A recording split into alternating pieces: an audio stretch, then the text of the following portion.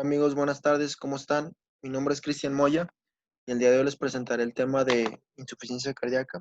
Espero que les sea de utilidad. Y bueno, vamos a comenzar con la definición de esta enfermedad. Veremos que la insuficiencia cardíaca hace referencia a un síndrome clínico que puede ser resultado de cualquier trastorno cardíaco, llámese estructural o funcional, que deteriore la capacidad del ventrículo para que éste se llene de sangre o expulse sangre. También, por otro lado, puede estar causado por una situación no cardíaca que impida la habilidad del corazón para responder a las demandas fisiológicas de incrementar el gasto cardíaco, como es en el caso de las anemias crónicas y algunas endocrinopatías. Respecto a la epidemiología, esta enfermedad tiene una prevalencia del 1 al 2% en la población adulta en países desarrollados. Sin embargo, esta tiende a aumentar a más del 10% en personas de edad avanzada, sobre todo mayores de 70 años de edad. Existen numerosos factores de riesgo que pueden condicionar al desarrollo de esta enfermedad. De los más comunes y frecuentes van a ser diabetes mellitus, tabaquismo e hipertensión arterial.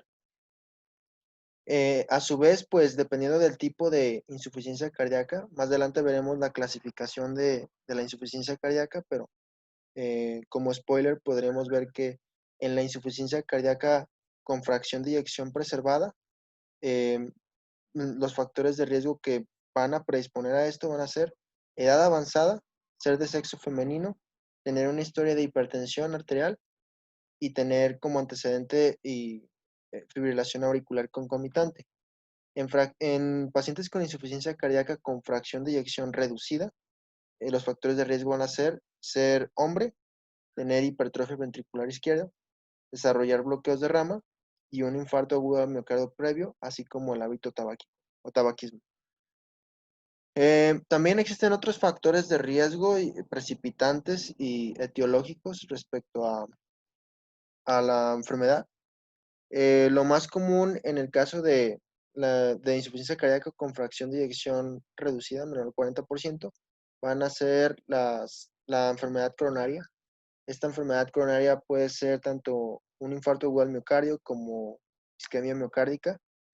Entidades de sobrecarga de presión, como es el caso de la hipertensión arterial o algunas valvulopatías obstructivas, sobre todo valvulopatías obstructivas aórticas, estenosis aórticas, sobrecarga de volumen, como es el caso de las regurgitaciones valvulares, también eh, puede afectar tanto aorta como válvula mitral, regurgitación mitral o regurgitación aórtica, shunts o cortocircuitos intracardíacos de izquierda a derecha o intracardíacos o extracardíacos.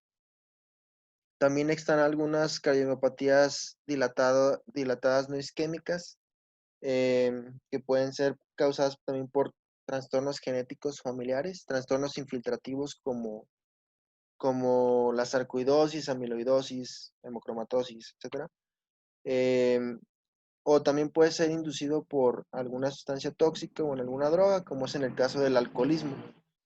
Trastornos metabólicos, infecciones virales, enfermedad de Chagas, trastornos del ritmo y frecuencia, eh, algunas enfermedades pulmonares como la enfermedad pulmonar crónica o el EPOC, el cor pulmonar y trastornos vasculares pulmonares.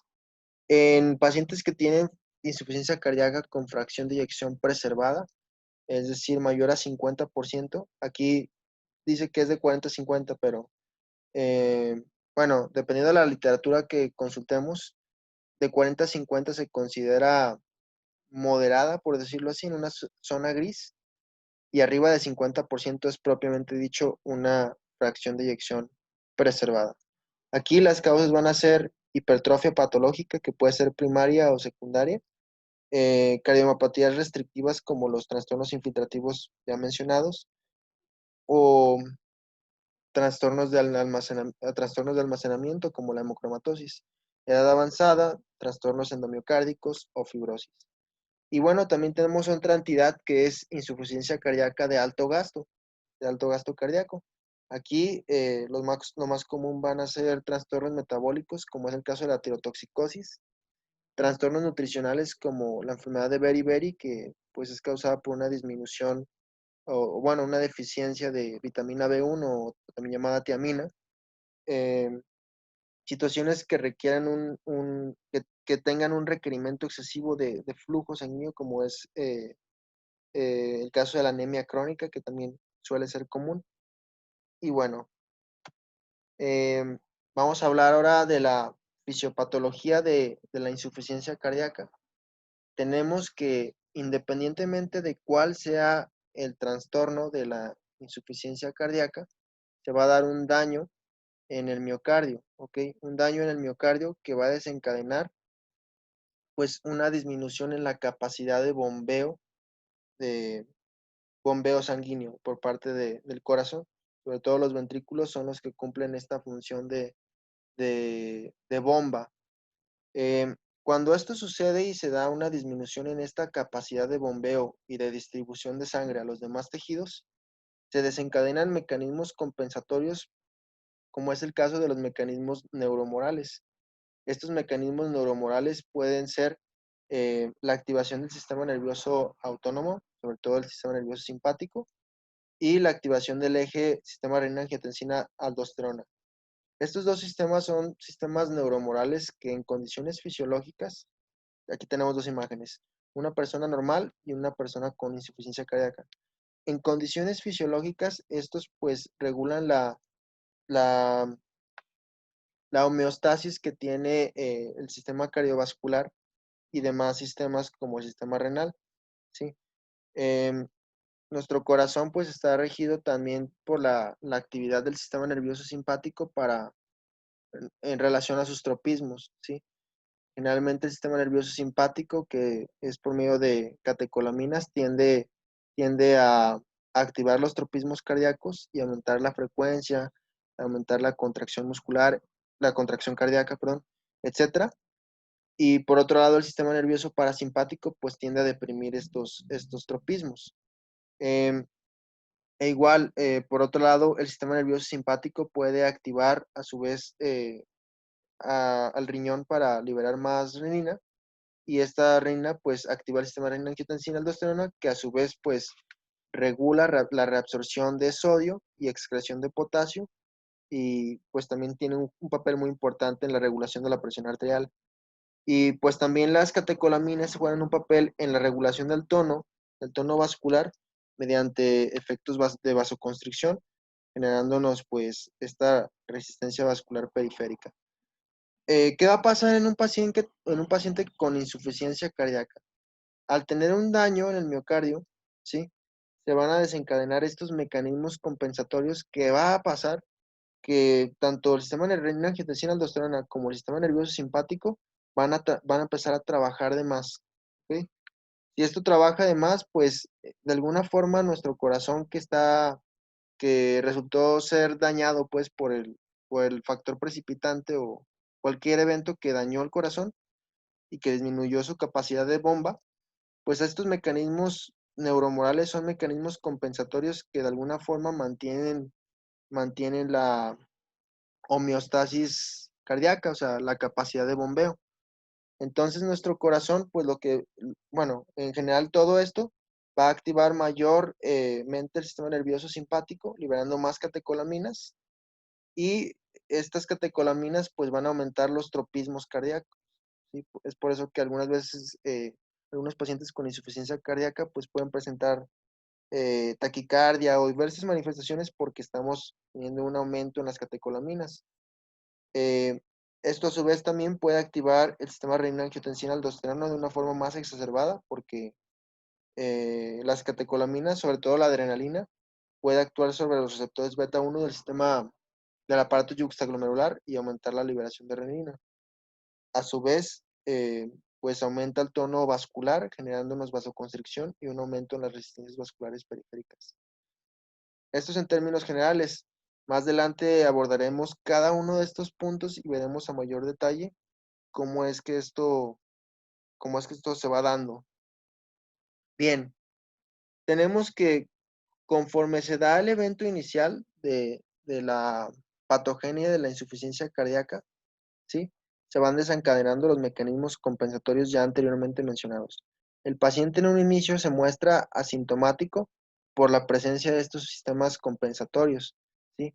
Pero conforme va pasando el tiempo y los años, estos mecanismos compensatorios también suelen ser malos. ¿Por qué? Porque van a desencadenar que nuestro corazón sufra de un proceso llamado remodelamiento ventricular. ¿Qué es este remodelamiento ventricular? El remodelamiento ventricular va a hacer referencia a todos aquellos cambios estructurales y funcionales del miocardio, producto de las alteraciones hemodinámicas y de la activación de sistemas neuromorales que se activan de alguna forma para compensar el daño ya generado en el corazón, pero que a final de cuentas estos cambios estructurales condicionan a que se dé una disfunción cardíaca más exacerbada, pues conforme va pasando el tiempo.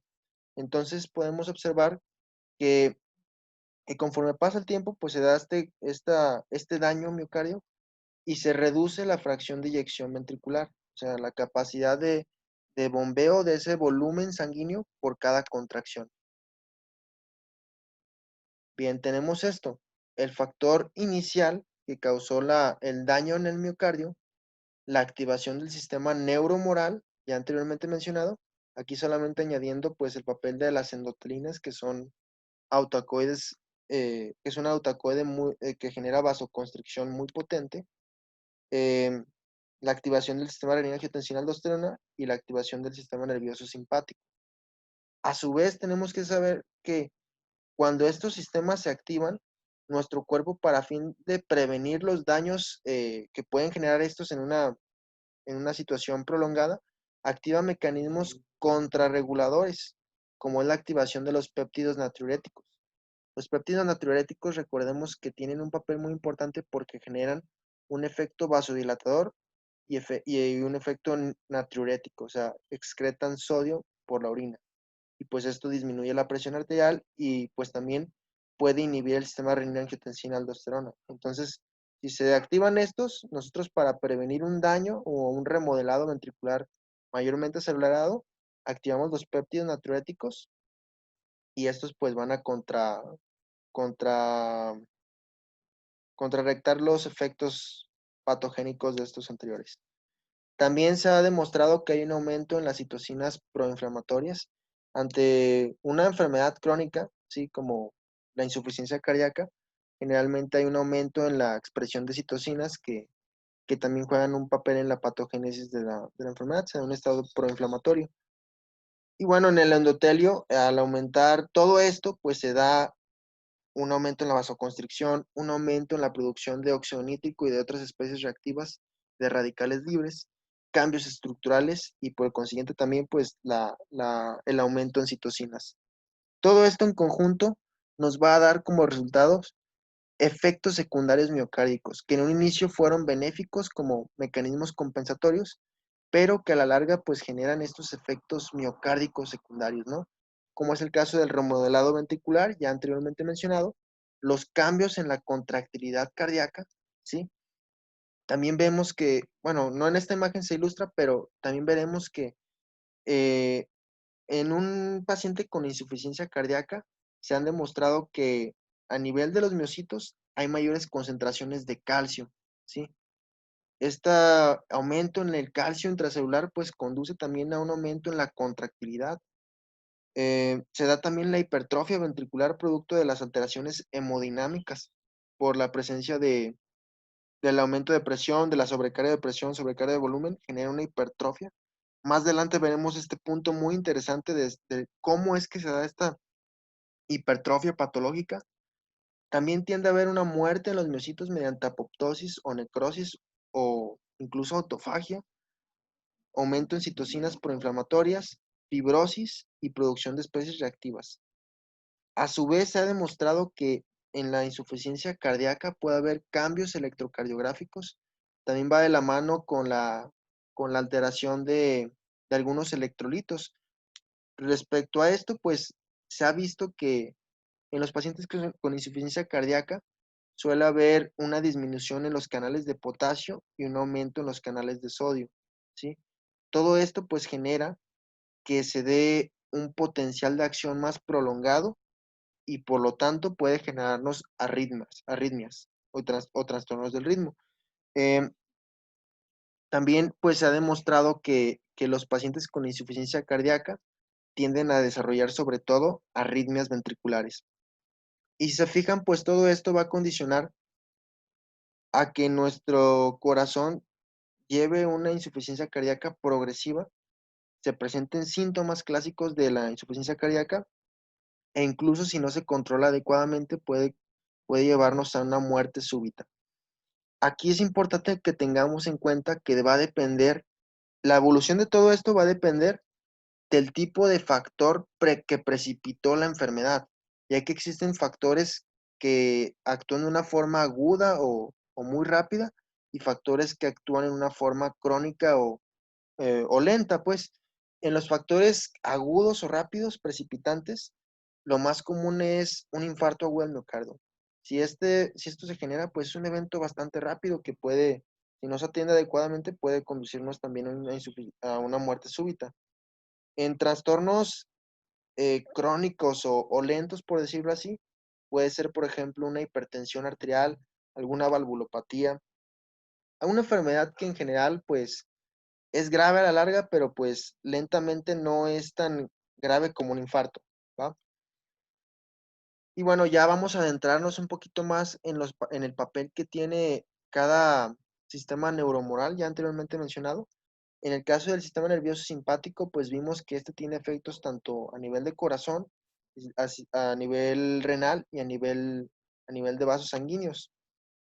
A nivel de corazón, vamos a tener que el sistema nervioso simpático va a aumentar los tropismos cardíacos de por ley.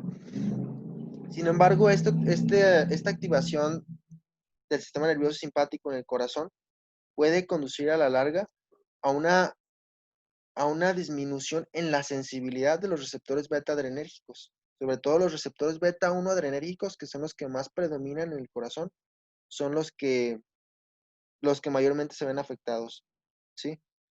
Se da también la hipertrofia miocárdica, necrosis, apoptosis o fibrosis por presencia de las catecolaminas, una disminución en las reservas o almacenamiento de norepinefrina, arritmias y nos puede dar incluso una disfunción diastólica o sistólica. A nivel renal, las catecolaminas pueden aumentar la liberación de renina. Esto es porque en el aparato yuxtaglomerular existen receptores beta 1 adrenérgicos. Entonces, si se encuentra un sistema nervioso simpático acelerado, hay muchas catecolaminas que responden en este receptor y pues este aparato yuxtaglomerular, sobre todo por las células epitelioides o células granulares, son las que van a sintetizar esta renina.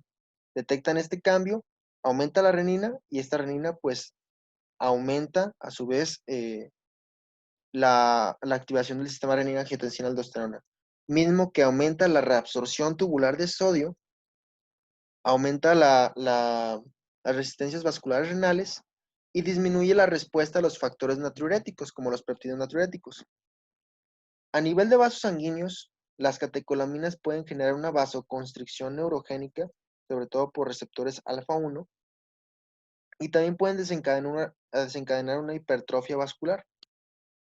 Ahora bien, el papel de los riñones. Ok, ya habíamos visto esto, ¿no? Del sistema renina-angiotensina-aldosterona.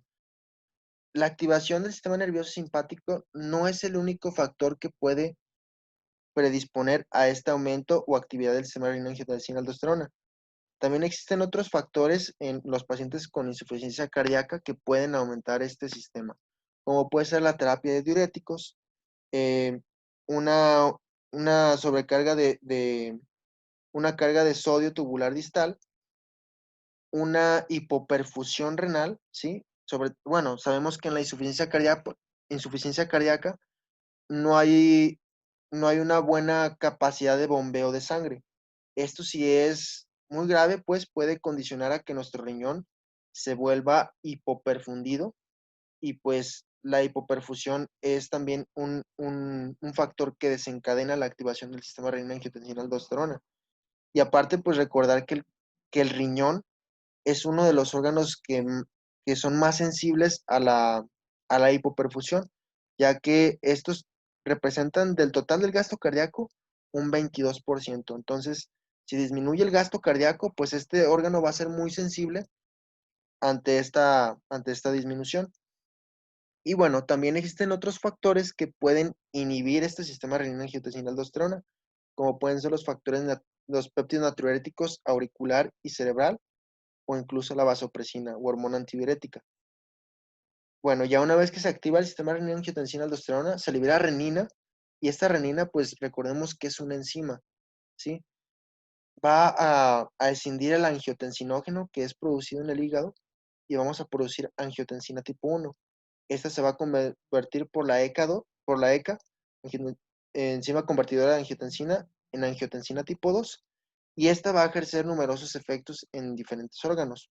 Por un lado, va a aumentar la reabsorción de sodio, va a estimular el centro de la sed a nivel de hipotálamo, va a ejercer un efecto vasoconstrictor por receptores AT1 y va a aumentar la liberación de aldosterona en las glándulas suprarrenales en la capa glomerular, que es donde se producen los mineralcorticoides.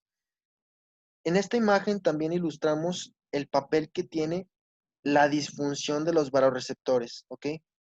En nuestro sistema cardiovascular existen vasoreceptores. ¿Qué son los vasoreceptores? Los vasoreceptores son un tipo de mecanorreceptores que se estimulan ante cambios de presión. En este caso, cuando se da un aumento de la presión, estos vasoreceptores que están ubicados tanto en el callado aórtico como en la bifurcación carotidia, como en el ventrículo, se activan y desencadenan señales aferentes por medio de los nervios vago y nervio glosofaringio para llegar al área vasomotora en nuestro bulbo raquídeo.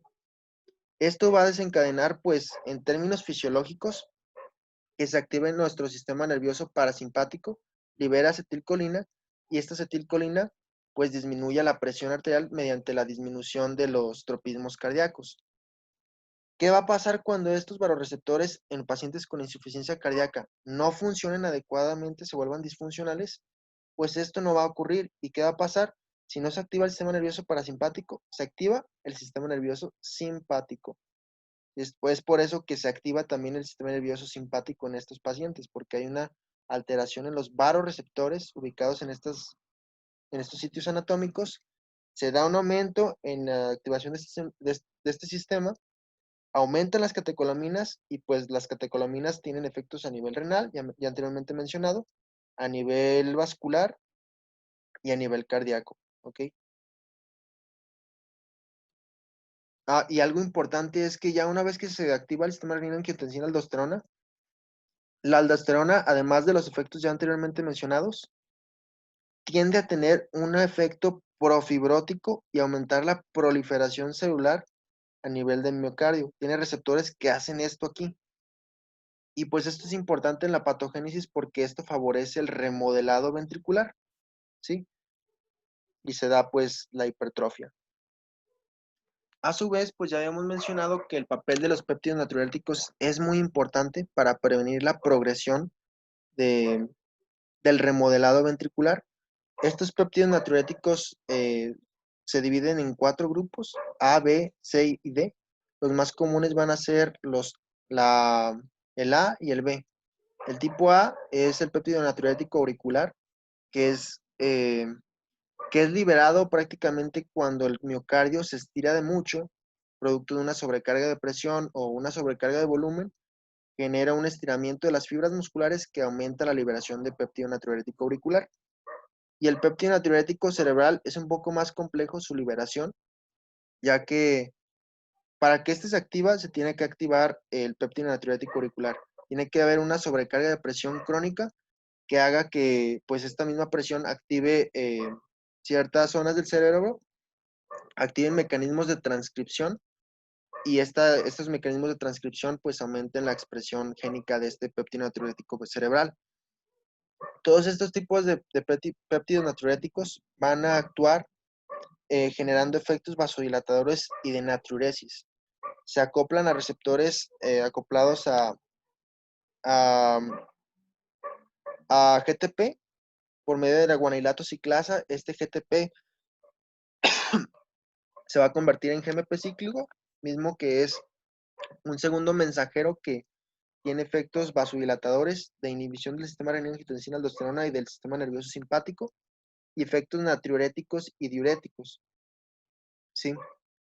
Estos a su vez, estos péptidos natriuréticos van a estar regulados enzimáticamente por esta enzima, una endopeptidasa neutral llamada neprilicina. Esta endopeptidasa lo que va a hacer es degradar a estos péptidos natriuréticos, ¿sí? De hecho, esto tiene una implicación terapéutica ya que existen fármacos como el sacubitril que inhiben a la neprilicina y pues prolonga la vida de los péptidos natriuréticos, favoreciendo los efectos benéficos que estos nos ofrecen en nuestro organismo. Y bueno, a manera de resumen, esto es lo que pasa en la insuficiencia cardíaca. Se da un factor precipitante, sea cual sea. Esto nos conlleva una disminución en el gasto cardíaco. El- eh, Cuando se da una disminución del gasto cardíaco, se desencadenan los mecanismos compensatorios que va con la activación del sistema nervioso simpático, activación del sistema renina-angiotensina-aldosterona. Esto a su vez pues aumenta la frecuencia cardíaca, la contracción miocárdica, los tropismos en general, aumenta el gasto cardíaco por un lado, en forma compensatoria, y el sistema renina-angiotensina-aldosterona pues a su vez activa la liberación de hormona antidiurética, misma que pues favorece la reabsorción de agua a nivel renal, aumenta la contracción miocárdica, aumenta la reabsorción de agua y sodio, y pues esto aumenta el volumen sanguíneo, y también favorece eventos de vasoconstricción que aumentan la presión arterial. Bien, ahora vamos a hablar de un tema muy importante que es cómo es que se da la hipertrofia ventricular y cuáles son los tipos de hipertrofia ventricular. En general, dependiendo del tipo de alteración hemodinámica, vamos a tener dos tipos de hipertrofia, una hipertrofia concéntrica y una hipertrofia excéntrica, ¿sí? En la hipertrofia concéntrica, esta generalmente va a estar causada por una sobrecarga de presión que genere un estrés en las paredes ventriculares durante la sístole, ¿sí? Esto hace que se desencadenen mecanismos mecánicos, pues, mecanismos de transducción mecánicos que activen señales tanto intra como extracelulares que favorezcan el remodelado ventricular. En el caso de la hipertrofia excéntrica, lo más común es que se deba a una sobrecarga de volumen. Como ya habíamos visto, las entidades que condicionan una sobrecarga de volumen van a ser la ingurgitación aórtica y la ingurgitación mitral. Esto va a afectar sobre todo, esta sobrecarga de volumen va a afectar sobre todo a la pared ventricular durante la diástole e igual va a desencadenar la activación de esta transducción mecánica que activa vías de señalización intra y extracelular, generándonos el remodelado ventricular. Aquí es lo interesante. Cuando es por una sobrecarga de volumen, el remodelado ventricular tiende a tener un patrón paralelo en relación a los sarcómeros. ¿Ok?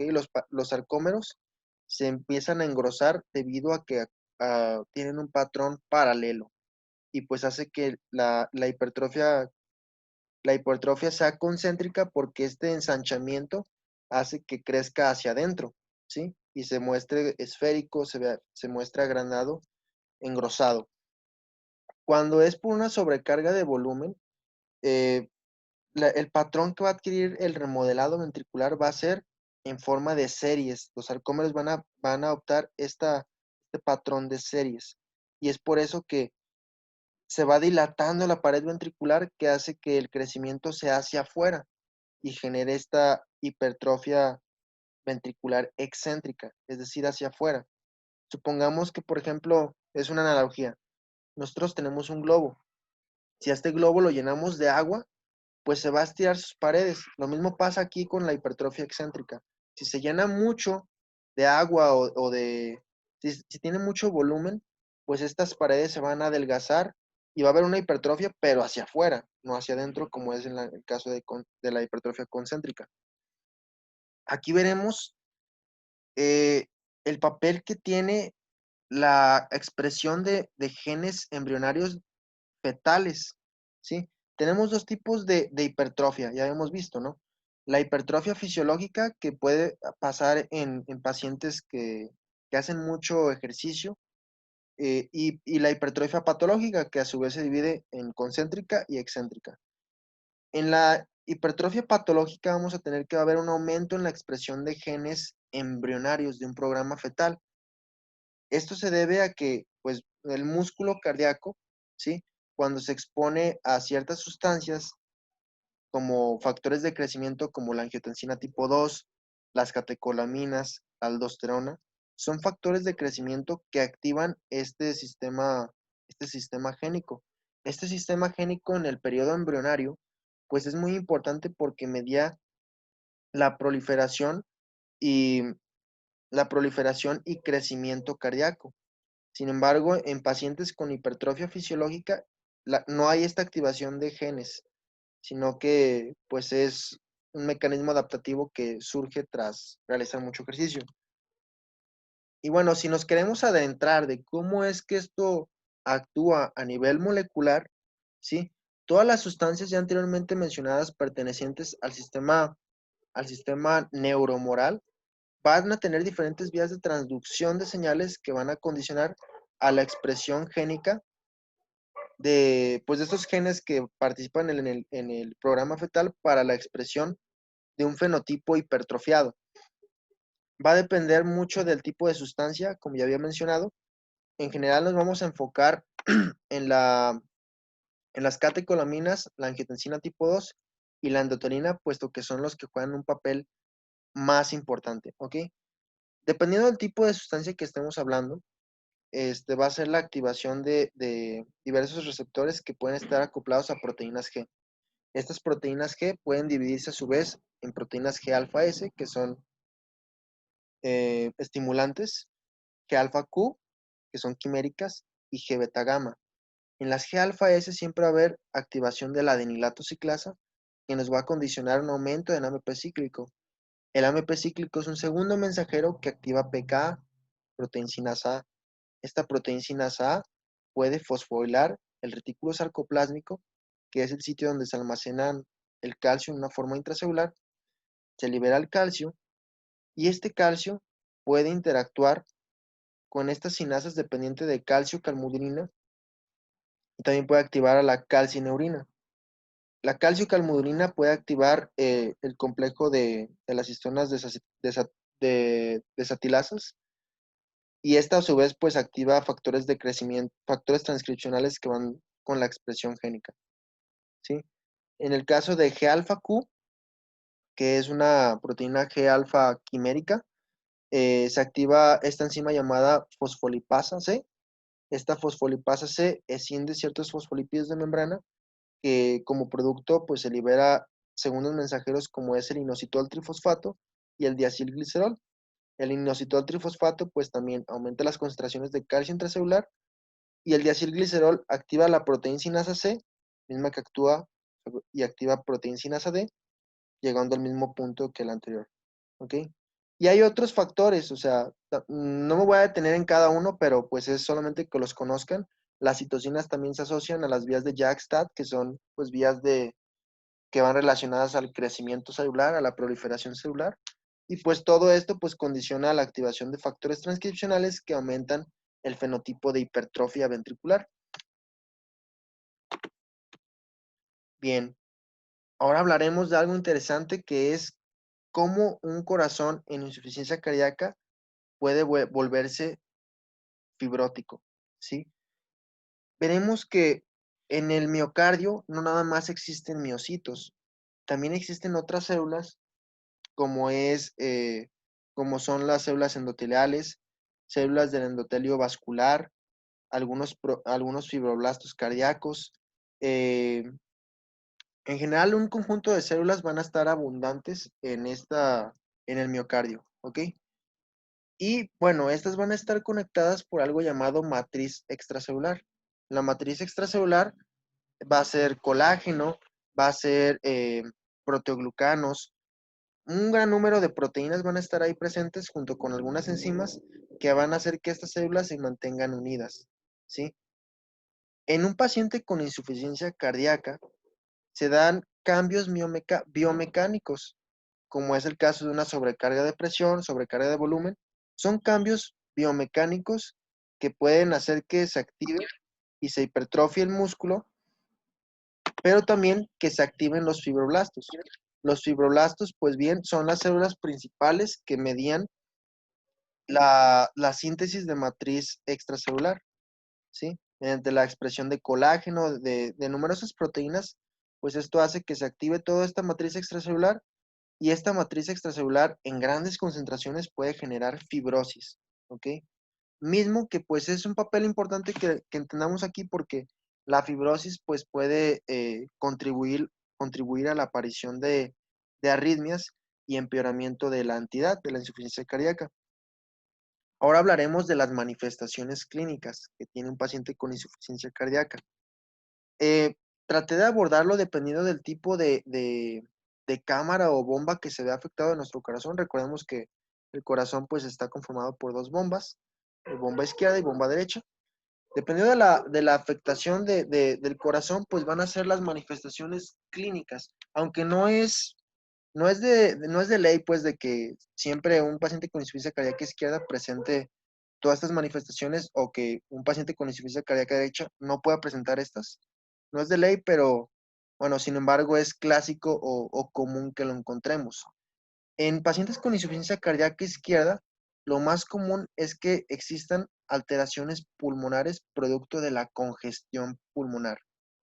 Recordemos que si tenemos un corazón en el lado izquierdo, si hay una disfunción y no se da un bombeo adecuado, que pues el lado izquierdo es el que nos genera la eyección de la sangre hacia la circulación sistémica, si esto no se lleva a cabo adecuadamente, eh, el ventrículo izquierdo va a generar una eyección o va a hacer que la sangre pues regrese de ese sistema y se vaya hacia los pulmones. Si este aumento de sangre va hacia los pulmones, se da un aumento en las presiones, en la presión pulmonar que genera congestión pulmonar. Esta congestión pulmonar pues se ve manifestada como disnea paroxística nocturna, fatiga, ortopnea, que es cuando los pacientes se acuestan y presentan esta dificultad para respirar.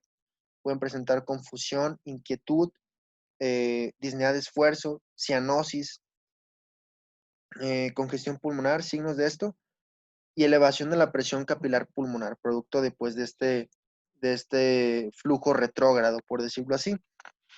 En la insuficiencia cardíaca derecha, aquí el problema va a ser pues el corazón derecho, ¿no? Si la sangre, si el ventrículo derecho y en general la cámara derecha no está funcionando adecuadamente, pues también no va a haber una buena, una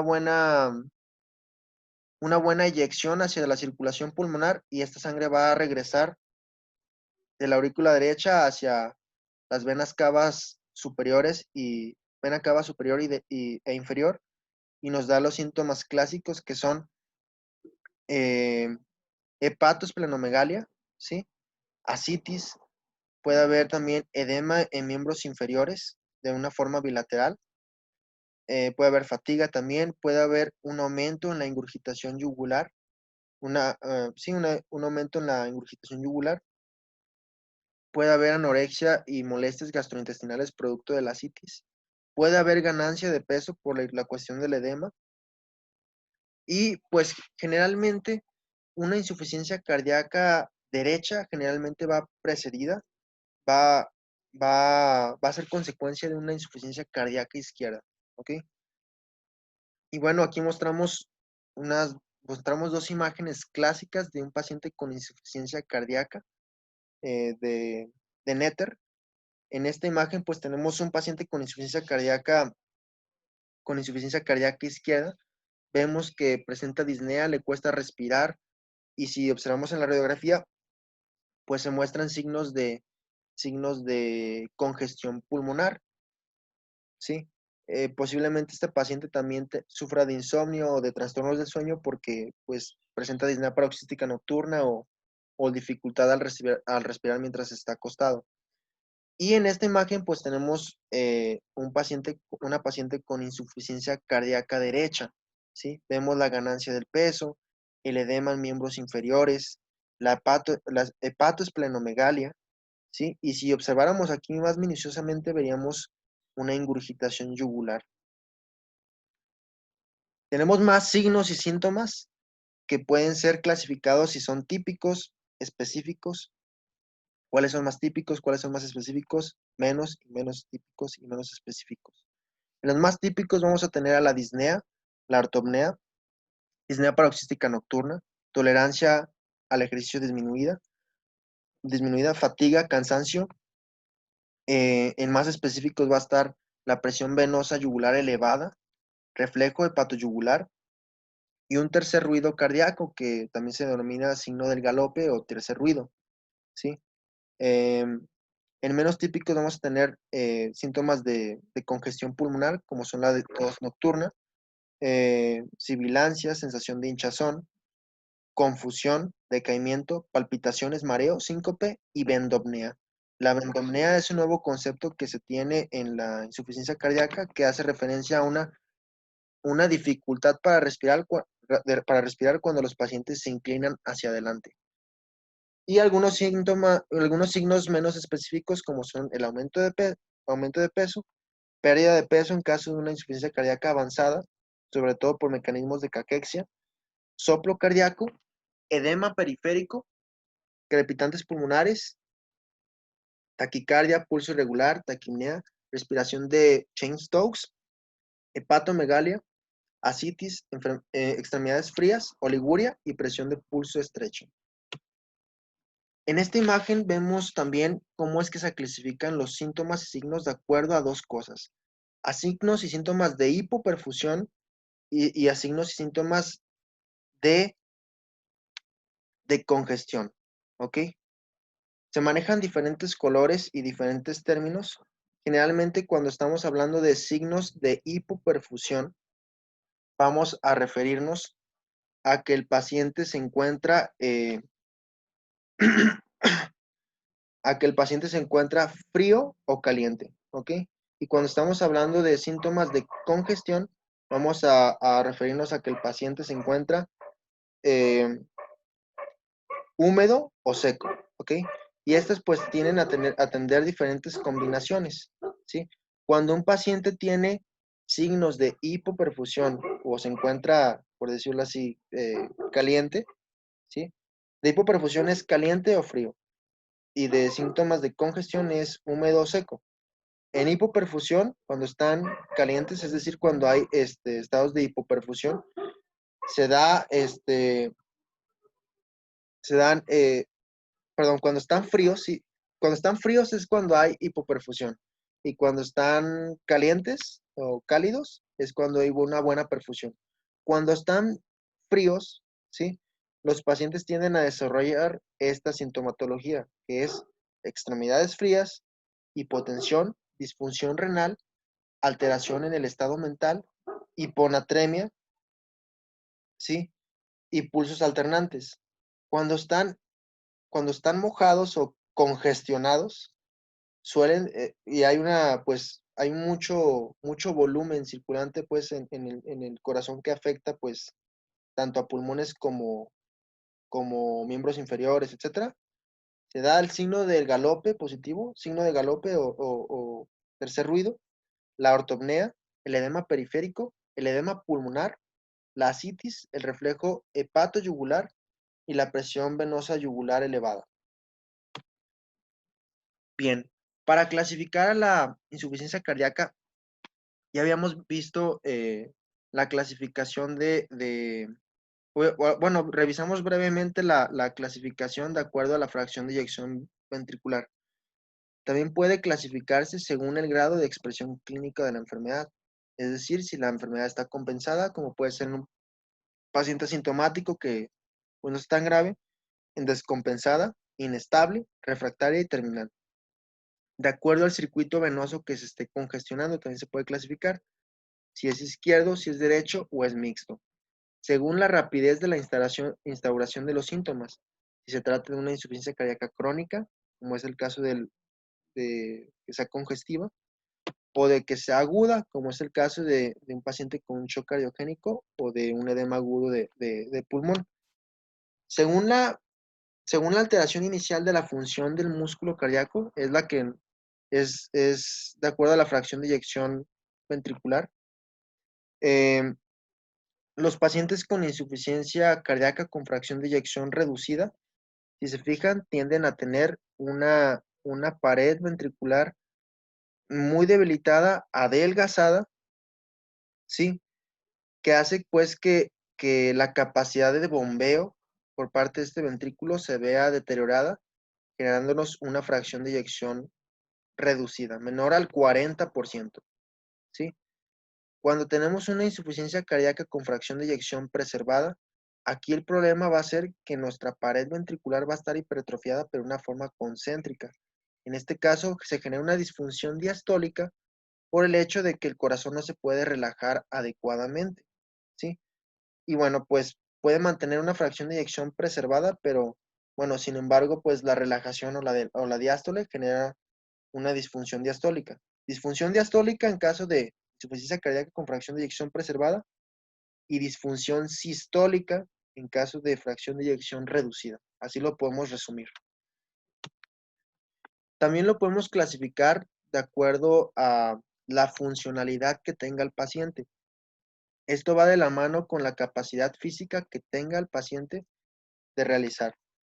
Cuando se encuentra en clase 1, bueno, y antes que nada mencionar pues que esto va de acuerdo a la clasificación de la NIJA, de la Asociación de Nueva York del Corazón. La insuficiencia cardíaca maneja esta clasificación que es de acuerdo a la capacidad funcional del paciente.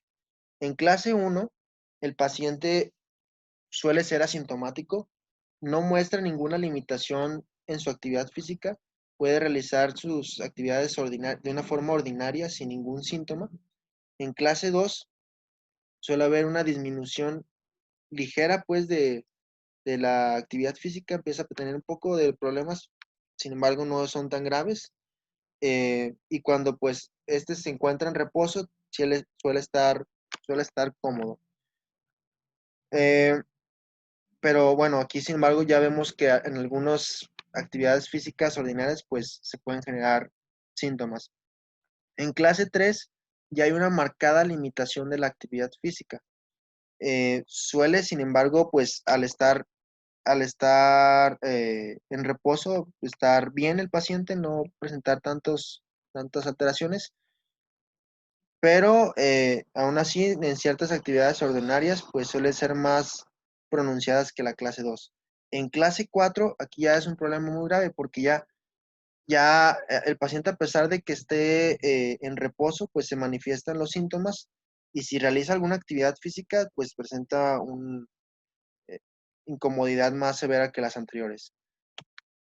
Eh, Esta tabla pues también compara otros parámetros que utilizan otras asociaciones. Tenemos la asociación de la ACCF, que hace referencia al Colegio de Cardiología Americano, a la AJA, que hace referencia a la Asociación Americana de Cardiología, y a la NIJA, ya anteriormente mencionada. En la ACCF y en la AJA se manejan en diferentes estadios o etapas, la A, la B, la C y la D. Todos estos van a estar de la mano va a haber una relación con los cambios y el deterioro estructural y funcional del corazón y los síntomas. En la tipo A, en la clase A, el paciente tiene un gran riesgo del desarrollo de la insuficiencia cardíaca, pero no presenta ninguna alteración estructural de, de la enfermedad y no presenta síntomas, ¿sí? En la tipo B ya empieza a haber algunos cambios estructurales, pero pues no presenta ningún signo ni síntoma de insuficiencia cardíaca. En la tipo C hay cambios estructurales con síntomas recurrentes de insuficiencia cardíaca y en la tipo D ya hay una insuficiencia cardíaca refractaria que requiere intervención especializada. Bien, ¿cómo vamos a hacer el diagnóstico? Esto es muy importante. Desde que llega un paciente con insuficiencia cardíaca, nosotros tenemos que empezar a analizarlo de una forma clínica al paciente para fin de sospechar esta enfermedad, que si bien pues clínicamente es relativamente sencillo eh, identificar un paciente con insuficiencia cardíaca, Tenemos que hacer una historia clínica muy detallada sobre tanto de los factores precipitantes que pudo haber tenido el paciente, sobre algunas comorbilidades también, así como algunos síntomas o signos que podría presentar el paciente. Le podremos preguntar si, por ejemplo, el paciente duerme bien, si tiene dificultad al respirar cuando éste duerme, cuando se encuentra en reposo, o si se levanta varias veces eh, en la noche por problemas al respirar, o si utiliza almohadas para dormir. También, si muchas veces utilizan almohadas para elevar más la cabeza y pues tener menos problemas al dormir.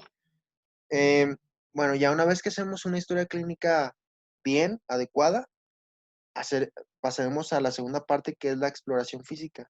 Aquí vamos a identificar los signos clásicos de la insuficiencia cardíaca, que pueden ser estertores, puede haber edema bilateral del tobillo, soplos cardíacos, ingurgitación venosa yugular o un latido apical desplazado o ampliado lateralmente.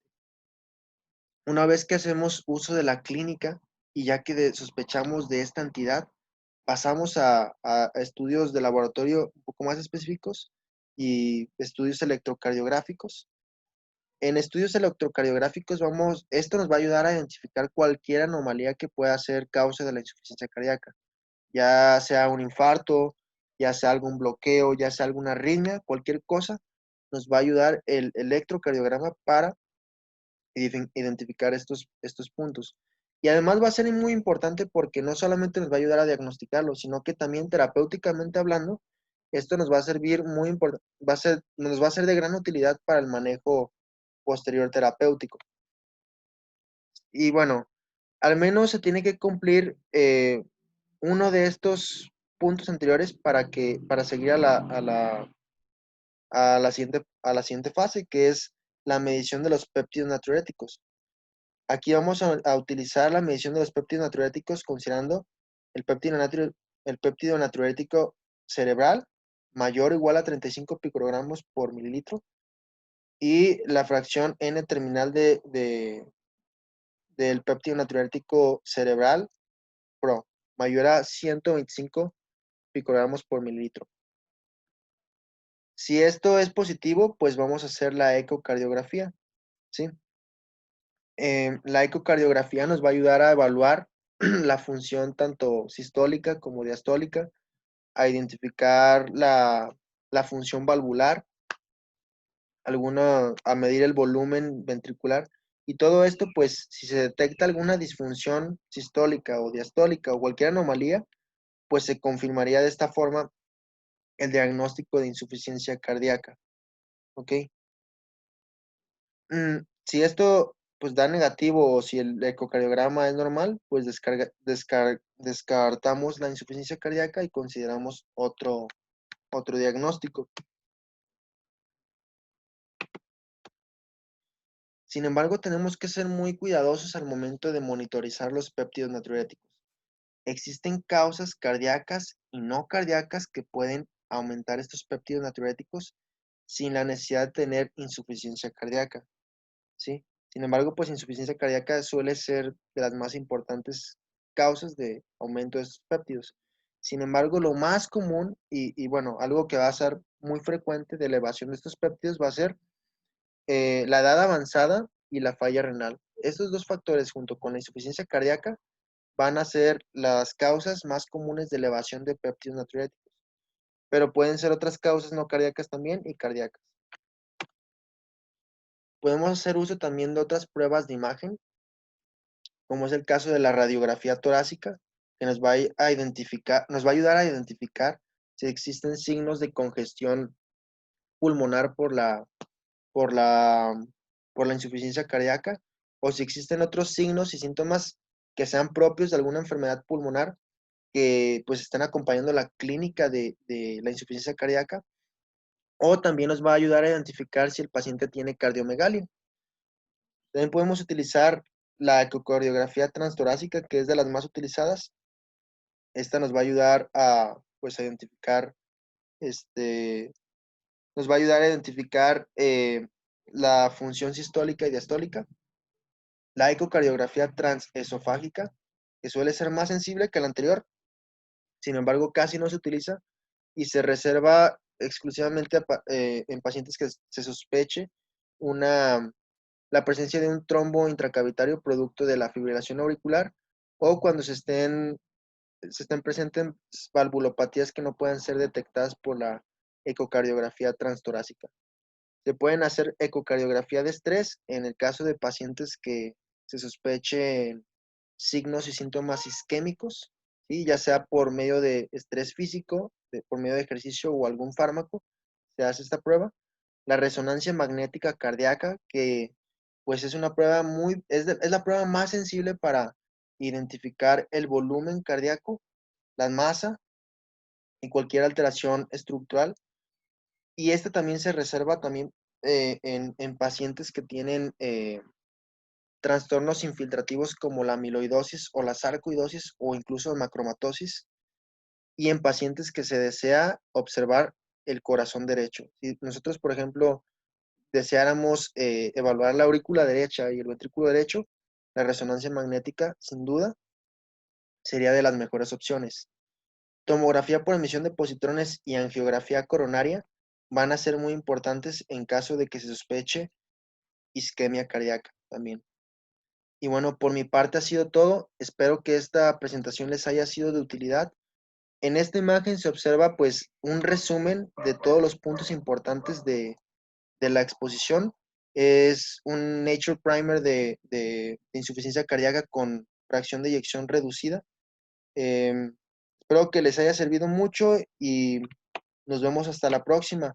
No olviden suscribirse a este canal. Estaré subiendo videos constantemente muy interesantes por si les es de utilidad. Adelante.